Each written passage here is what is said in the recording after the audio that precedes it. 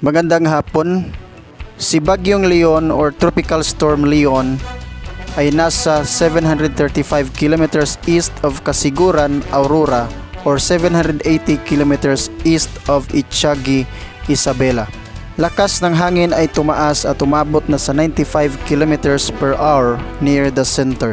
Ito ay may bugsong umabot na sa 115 kilometers per hour and central pressure of 985 HPA. Gumagalaw ito westward at 20 kilometers per hour. Nakataas pa rin sa tropical cyclone wind signals ang mga lugar na ito. Batanes, Cagayan, including Babuyan Islands, Isabela, Ilocos Norte, Abra, Apayao, Kalinga, the eastern portion of Mountain Province, Natunin, Paraceles, the eastern portion of Ifugao, Aguinaldo, Alfonso Lista, the eastern portion of Quirino, Madela, the northern portion of Aurora, Dilasag, Casiguran, Dinalungan, and the northern portion of Catanduanes, Pandan, Bagamanok, Panganiban, Viga, Gigmuto. Ingat pa rin para sa lahat mga kavistap.